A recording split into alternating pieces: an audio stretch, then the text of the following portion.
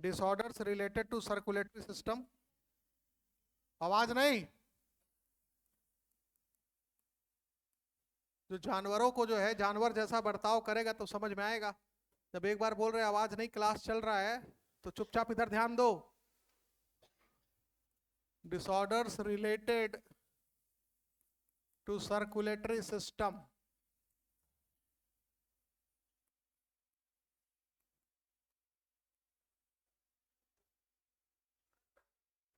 इसमें पहला है hypertension.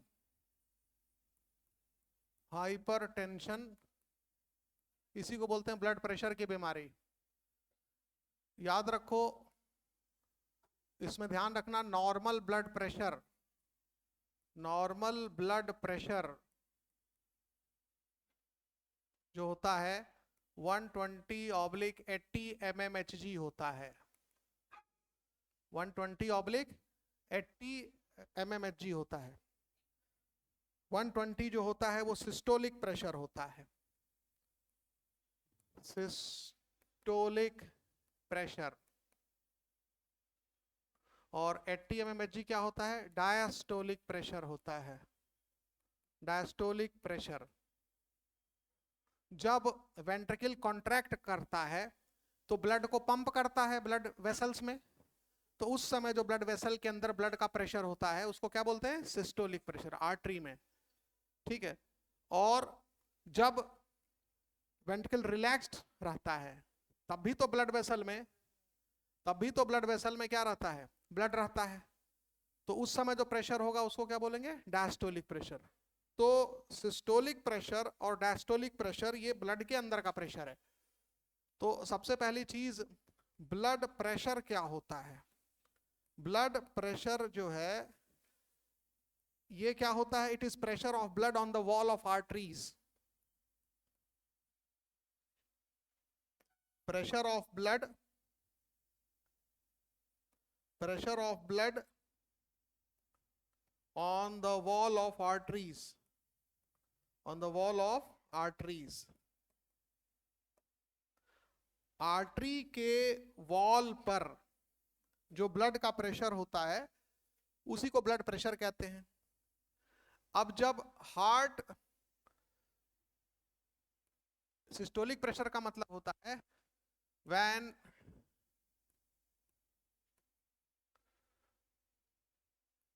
ventricle pumps the blood,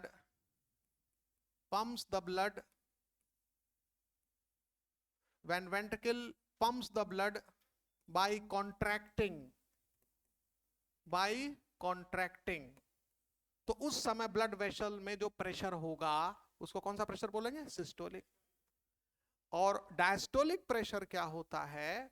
जब वेंट्रिकल ब्लड पंप नहीं कर रहा है, यानी वेंट्रिकल क्या है? रिलैक्स्ड है, डायस्टोल फेज में है, तो उस समय भी तो ब्लड है ना ब्लड वेसल में, तो उस समय क्या प्रेशर होगा? उसको क्या बोलेंगे? डायस्टोलिक। तो वो प्रेशर कम होगा।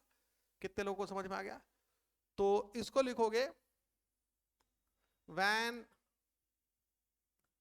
ventricle is not pumping the blood that is relaxed, ventricle क्या है? रिलैक्स्ड है, तो उस समय जब ब्लड वेसल में ब्लड का प्रेशर नापोगे मशीन से तो वो होगा डायस्टोलिक प्रेशर। और ब्लड प्रेशर नापने की मशीन होती है स्फिग्मोमैनोमीटर। ठीक है ना? समझ में आ गया? तो वो तो लिखा नहीं एनसीईआरटी बुक में, तो उसको लिखने की जरूरत नहीं है। तो सिस्टोलिक ब्लड प्रेशर और diastolic blood pressure, systolic blood pressure कितना होता है? 120, और डायस्टोलिक कितना होता है? 80। और ये जो है नॉर्मल वैल्यू होती है। इससे ऊपर माने 120 से ऊपर हो जाए या ये रीडिंग चेंज हो जाए, ये रीडिंग बदलने लगे, तो उसको बोलते हैं कि ब्लड प्रेशर हो गया, गड़बड़ है ब्लड प्रेशर। ये आइडियल ब्लड प्रेशर है। हाइपरटेंशन तब आता है जब मल्टीपल रीडिंग, मतलब कई बार नापने पर, कई बार होता है आप तेजी से भाग के आए हैं तो भागते समय तो ब्लड प्रेशर बढ़ ही जाएगा। तो मल्टीपल रीडिंग मतलब अपने आप को रिलैक्स कर लीजिए, थोड़ा देर 5-10 मिनट वेट कर लीजिए, आराम वाली पोजीशन में आ जाइए और फिर बार बार रीडिंग लीजिए 2-4 बार, और अगर तब भी ब्लड प्रेशर मल्टीपल रीडिंग के बाद भी ब्लड प्रेशर 140/90 mmHg आ रहा है तो डिक्लेयर कर दिया जाता है क्या, हाइपरटेंशन है। क्या है, हाइपरटेंशन। तो हाइपरटेंशन डिक्लेयर करने के लिए ब्लड प्रेशर कितना हो, 140/90 से ऊपर हो, तो ये हाइपरटेंशन है। 140 कौन सा प्रेशर है, सिस्टोलिक प्रेशर, और 90 क्या है, डायस्टोलिक प्रेशर है। ठीक है, तो ये हो जाता है हाइपरटेंशन का कंडीशन। और जिन लोगों को हाइपरटेंशन होता है उनको हार्ट डिजीज हो जाती है और कुछ ऑर्गन पर ज्यादा डैमेजिंग इफेक्ट होता है, जैसे ब्रेन है और किडनी है, लिखा है हाइपरटेंशन वाले पैराग्राफ में, लास्ट लाइन देखो। हाइपरटेंशन जिन लोगों को है, हाइपरटेंशन की वजह से हार्ट डिजीज होती है, हार्ट में प्रॉब्लम आती है, प्लस ऑर्गन डैमेज होने का खतरा होता है, ऑर्गन इज अफेक्टेड। कौन कौन से ऑर्गन बेसिकली अफेक्ट होते हैं, किडनी और ब्रेन, किडनी और ब्रेन। तो ये पार्ट खत्म हो गया पहला। ठीक है ना, ये बात समझ में आ गया। अच्छा, हार्ट बीट को कैसे मेजर करते हैं, स्टेथोस्कोप से। तो heart beat is measured by stethoscope, ये लिख लेना। तो heart beat is heard by, सुना जाता है ना, हार्ट मेजर नहीं, heart beat is heard by, सुना जाता है स्टेथोस्कोप से, तो ये भी लिख लेना। और हाइपरटेंशन और ब्लड प्रेशर को कैसे हम लोग नापते हैं, स्फिग्मोमैनोमीटर, स्फिग्मोमैनोमीटर, ये ब्लड प्रेशर नापने वाली मशीन है। तो स्टेथोस्कोप हो गया हार्ट बीट को सुनने वाली मशीन, और स्फिग्मोमैनोमीटर ब्लड प्रेशर को नापने वाली मशीन। अब आगे बढ़ते हैं। अब दूसरा जो डिसऑर्डर होता है उसको बोलते क्या है, एंजाइना, एंजाइना पेक्टोरिस, या कोरोनरी हार्ट डिजीज भी आता है। तो पहले लिख लेते हैं एंजाइना। एंजाइना का पूरा नाम होता है एंजाइना पेक्टोरिस। एंजाइना पेक्टोरिस को इसको एक्यूट चेस्ट पेन भी बोला जाता है। It is acute chest pain, chest pain, अचानक से चेस्ट में बहुत ज्यादा पेन होने लगता है और वो पेन कंधे तक जाता है, चेस्ट से होते हुए कंधे तक जाता है, तो उसको एंजाइना पेक्टोरिस कह सकते हैं। और एक्यूट चेस्ट पेन होता क्यों है, it is due to oxygen supply जो है वो हार्ट मसल में रुक गई है, due to lack of oxygen या इनएडिक्वेट ऑक्सीजन सप्लाई, लैक कह दो या इनएडिक्वेट, इनएडिक्वेट। तो ड्यू टू लैक या inadequate oxygen supply in heart muscle या कार्डियक मसल, कार्डियक मसल, ये ध्यान रखेंगे आप। ठीक है, तो due to lack of oxygen supply in heart muscle या inadequate oxygen supply in heart muscle, तो इसके वजह से ये एंजाइना पेक्टोरिस की प्रॉब्लम आती है। अब इसके बाद नेक्स्ट ध्यान रखेंगे आप, अब इसमें एक मिनट रुको, इसमें नेक्स्ट जो चीज आपको याद रखना है एंजाइना पेक्टोरिस में, इसमें मैन और वुमेन दोनों जो है को चांस रहता है ये होने का। ठीक है ना, तो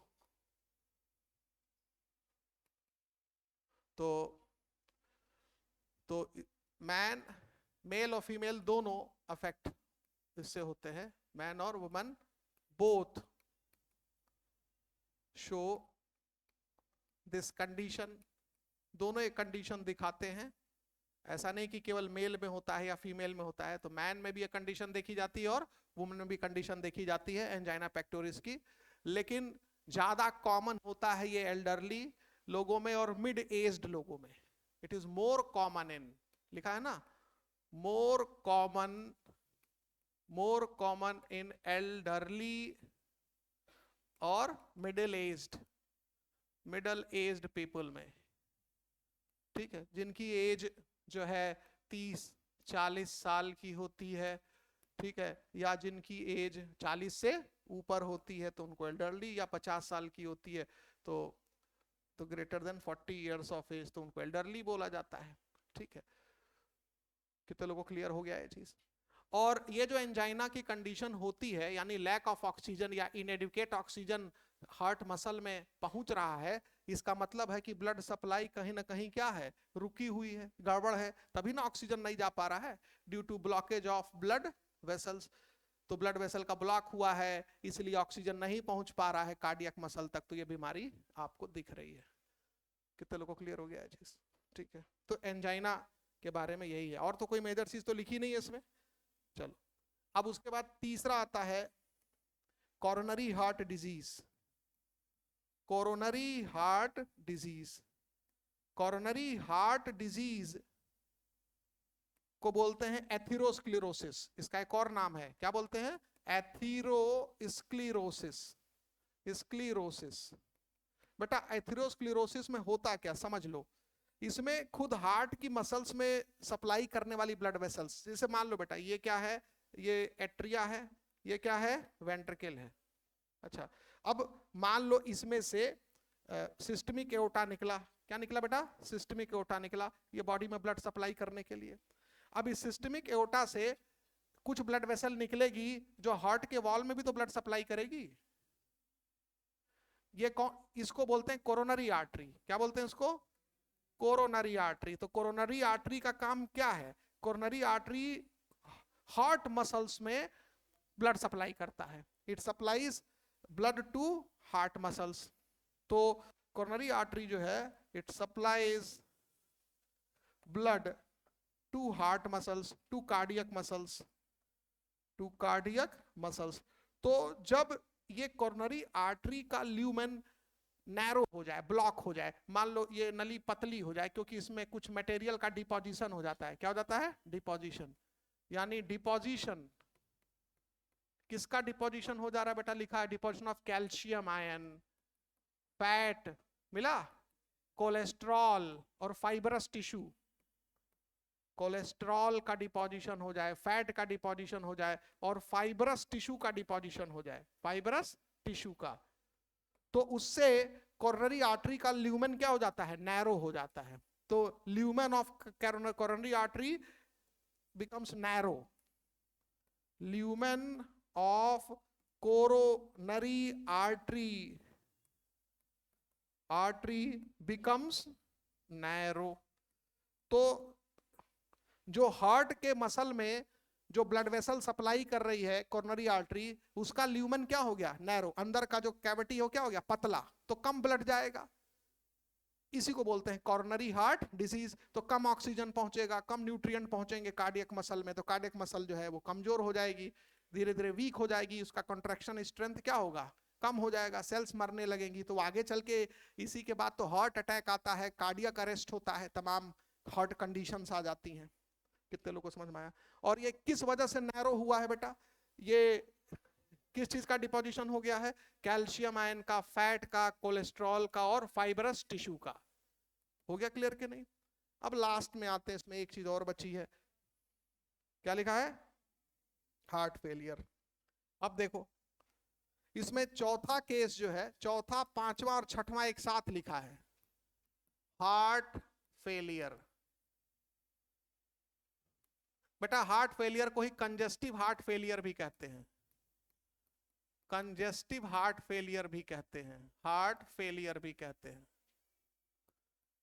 हार्ट फेलियर में क्या होता है? ये हार्ट का वो स्टेट होता है जिसमें हार्ट सफिशिएंट ब्लड नहीं पंप कर पाता है, यानी स्ट्रोक वॉल्यूम क्या हो गया? कम हो गया, या हार्ट बीट रेट क्या हो गई? कम हो गई।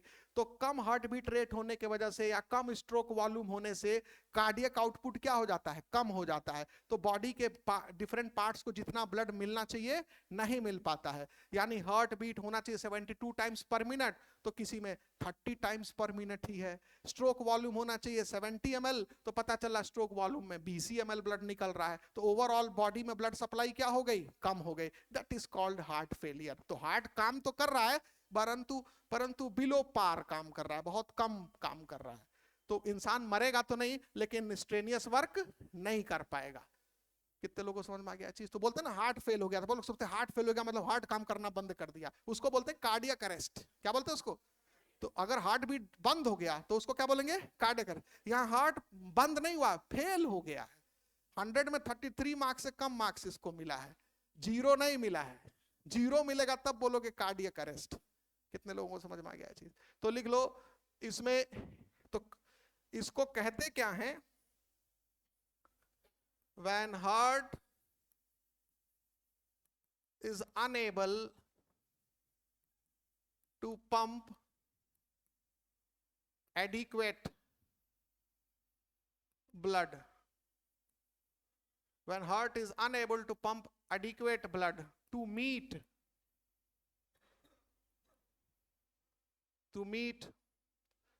the required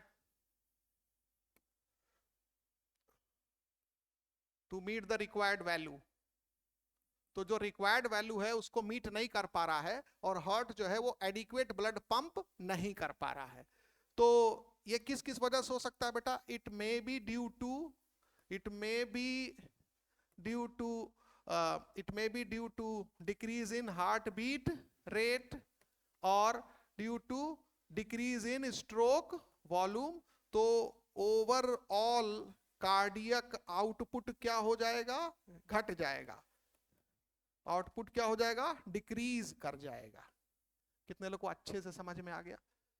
ठीक है, तो सफिशिएंट ब्लड वो पंप नहीं कर पा रहा है जितना जरूरी है, इसी को बोलते हैं हार्ट फेलियर। और जिन लोगों को हार्ट फेलियर होता है उन लोगों में लंग्स का कंजेशन भी हो जाता है, यानी हार्ट ब्लड पंप किया तो लंग्स में पहले ब्लड जाता है ना प्योरिफिकेशन के लिए, और लंग्स से वो ब्लड फिर हार्ट में आता है। तो हार्ट जब जल्दी जल्दी नहीं पंप करेगा, धीरे धीरे पंप करेगा, तो बताओ फेफड़े में ब्लड देर तक रुका रहेगा कि नहीं? बोलो, देर तक रुका रहेगा। तो फेफड़े में जब ब्लड देर तक रुका रहेगा तो प्रॉपर ऑक्सीजन जा पाएगी, क्योंकि फेफड़े के अंदर ब्लड भरा हुआ है। तो हवा के जाने के लिए जगह ही नहीं है, कम मिलेगी जगह ना भाई, भले ही वो ब्लड वेसल में है लेकिन ब्लड जा रहा है ना लंग्स में, तो उसको इस वजह से लंग्स का कंजेशन हो जाता है। किसका कंजेशन होता है? तो कंजेस्टिव हार्ट फेलियर बोलते हैं, due to congestion in lungs, also due to congestion in lungs. तो जिन लोगों का हार्ट फेल हो जाता है अक्सर उनके फेफड़े में कंजेशन भी देखा जाता है। कंजेशन मतलब उसमें ब्लड ज्यादा देर तक रुकता है तो कम हवा जा पाती है फेफड़े में, तो सांस फूलती है। ऐसे लोगों की कम हवा जाएगी तो सांस नहीं फूलेगी, तेजी से चलेंगे, सीढ़ी से उतरेंगे। तो हार्ट फेल वाले पेशेंट को सांस लेने में भी दिक्कत होती है, फेफड़े में पूरा उतना वॉल्यूम नहीं मिल पाता। अच्छे से समझ में आ गया? ये बेटा हो गया हार्ट फेलियर। अब उसके बाद आता है दूसरा दिया है कार्डियक अरेस्ट। देखो लिखा है छोटा सा कार्डियक अरेस्ट लिखा है, उसी में लिख दिया है। तो कार्डियक अरेस्ट का मतलब तो समझ में आ गया, हार्ट फेल क्या हो जाता है, मतलब इसमें हार्ट बीट बंद हो जाती है।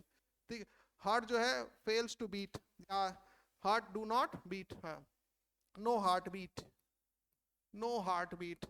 तो जब हार्ट बीट नहीं आएगी तो बेटा ऐसे लोगों को ही किया जाता है क्या? सीपीआर दिया जाता है। क्या दिया जाता है? सीपीआर, ताकि हार्ट बीट फिर से चालू हो जाए। थोड़ी देर के लिए ऐसे नोड काम करना बंद कर दिया, सिग्नल भेजना बंद कर दिया तो हार्ट बीट बंद, और उससे ब्रेन को ब्लड सप्लाई क्या हो जाती है? रुक जाती है। तो हम मैन्युअली उसको हार्ट को पंप करते हैं, जिससे कि जब दबाएंगे तो ब्लड उसमें से बॉडी में भी जाएगा और ब्रेन में भी जाएगा, ताकि ब्रेन डेड ना हो। क्योंकि अगर हार्ट बीट बंद हो गया तो ब्रेन को अगर 3 से 4 मिनट या 5 मिनट तक अगर ब्लड सप्लाई नहीं मिला कंटिन्यूअसली, तो ब्रेन की cells, nerve cells permanently dead हो जाएंगी, तो फिर आप उसके बाद वो जिंदा नहीं हो सकता। इसलिए कार्डियक अरेस्ट होने के 2 से 3 मिनट के भीतर उसको क्या देना चाहिए? सीपीआर देना चाहिए। ये नहीं वेट करना है कि अस्पताल जाएंगे, रास्ते में चौराहे पर जाम हो गया, अस्पताल पहुंच ही नहीं पाए, तो इसलिए रास्ते भर उसको क्या देते रहना है? हार्ट को मैन्युअली पंप करते रहना है। ये कुल मतलब है इसका। 60% डेथ जो होती है वो इसलिए हो जाती है, लोग सीपीआर नहीं देते हैं, घबरा जाते हैं, ऑटो बुलाओ, टेम्पो बुलाओ। अरे जो आएगा आएगा, तब तक एक आदमी परमानेंट क्या करता रहे? सीपीआर देता रहे। समझ में आया? कैसे पता चलेगा हार्ट मतलब हार्ट अटैक आया है? अभी हार्ट अटैक भी बताएंगे, कार्डियक अरेस्ट आया है। हार्ट अटैक में दिल की धड़कन बंद नहीं होती है, लेकिन कार्डियक अरेस्ट में दिल की धड़कन बंद हो जाती है, पल्स चलना बंद हो जाएगा। तो पहले देखिए पल्स चल रहा है कि नहीं, आदमी गिर गया, पल्स नहीं चल रहा है, मतलब क्या आया है? Cardiac arrest. तुरंत समझ में आया? ये ध्यान रखना है। तो इस केस में CPR is given. CPR is given. CPR का फुल फॉर्म मालूम है क्या होता है? इसको बोलते हैं कार्डियो पल्मोनरी रिसरेक्शन बोलते हैं। फिलहाल अभी सीपीआर जान लो केवल। तो सीपीआर इज डन इस केस में, in this case, in this case. इसमें मुंह में सांस भी देते रहते हैं और साथ में ये भी चलाते रहते हैं, ताकि सांस भी तो नहीं ले पा रहा है ना, तो मुंह में फूंक करके क्या करते हैं, उसके हवा डालते हैं। कहीं हवा भरने वाला हो ना ट्यूब, उसको मुंह में डालो और पंप करना शुरू कर दो।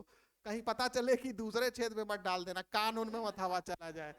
तो उसको देने के लिए भी तुमको बहुत जरूरी है।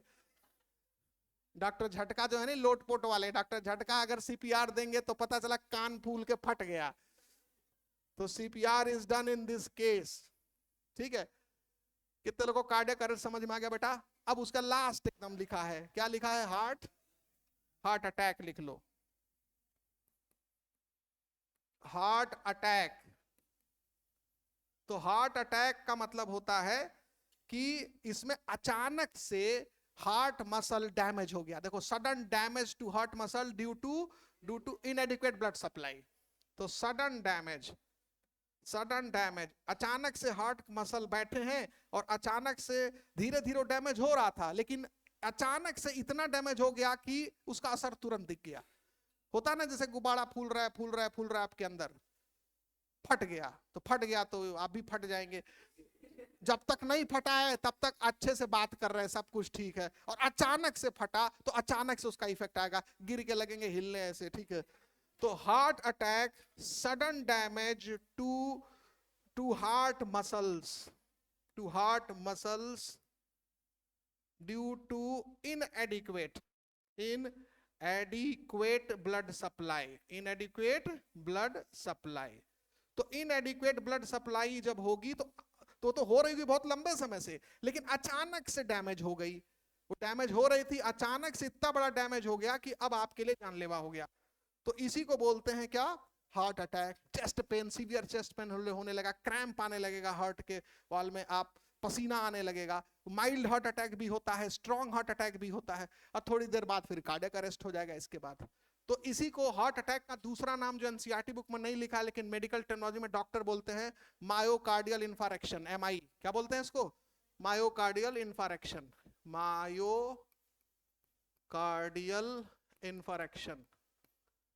इंफारेक्शन, या इसी को MI भी बोला जाता है। Myocardial infarction means heart attack. और वो ECG जब करेंगे तो पता चल जाएगा कि वेंट्रिकुलर मसल डिफेक्ट का नुकसान हुआ है कि एट्रियल। बेसिकली वेंट्रिकुलर मसल का ही नुकसान होता है, लेफ्ट वेंट्रिकल प्रभावित है कि राइट वेंट्रिकल प्रभावित है, वो ECG से पता चल जाएगा कि हार्ट अटैक माइल्ड है कि स्ट्रॉन्ग। खत्म हो गया फिर, ठीक है ना, चलिए।